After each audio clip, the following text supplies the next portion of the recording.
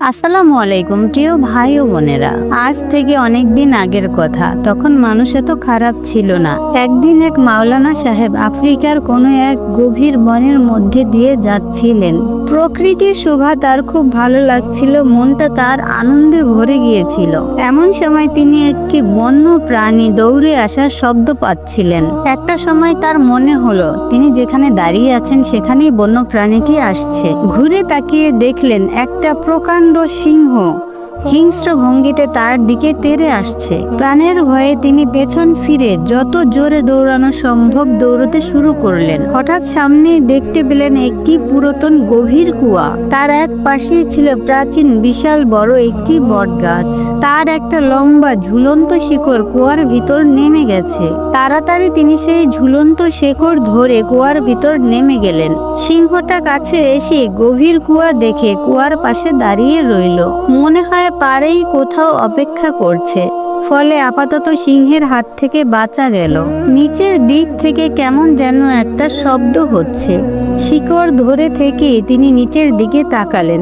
দারুণ আতঙ্কের সঙ্গে দেখতে পেলেন প্রকাণ্ড বড় একটি পাইথন হা করে তার পড়ার অপেক্ষায় বসে রয়েছে। হায়, উপরে সিংহ আর নিচে পাইথন, তিনি কিভাবে বাঁচবেন ভেবে পেলেন না। উপরে তাকিয়ে দেখলেন দুইটি ইঁদুর, একটি সাদা একটি কালো। তারা গাছের ওই ঝুলন্ত শেকড় দাঁত দিয়ে কাটছে।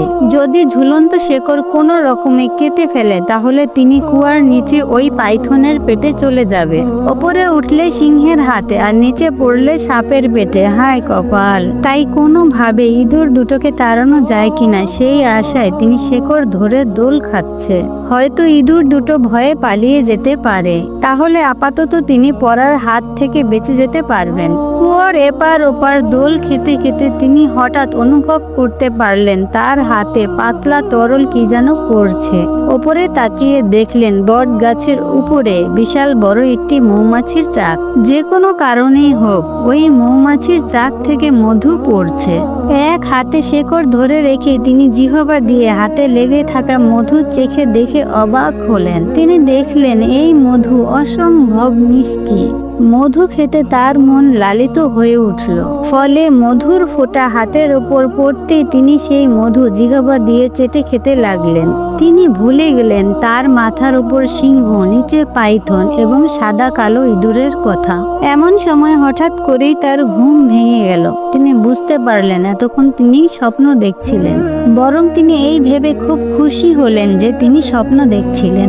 তবু এমন অদ্ভুত স্বপ্ন কেন দেখলেন আর এই স্বপ্নের কোনো অর্থ আছে কিনা তা জানতে তার খুব মন চাইল।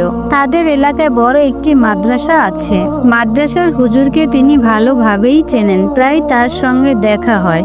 সিদ্ধান্ত নিলেন তিনি তার এই স্বপ্নের কথা ওনাকে জানাবেন এবং এর কোনো অর্থ আছে কিনা তাও জানার চেষ্টা করবেন।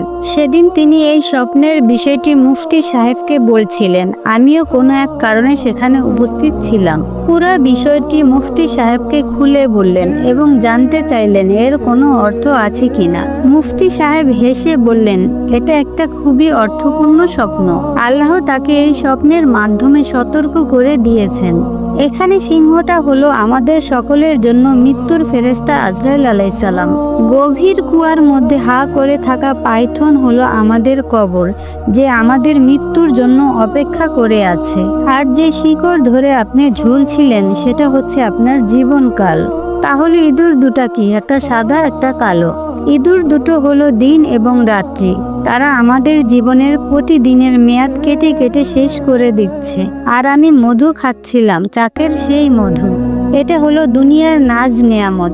দুনিয়ার এই নাজ নেয়ামতের চাকচিক্য আমাদের মধুর নেশার মতো লেগে আছে।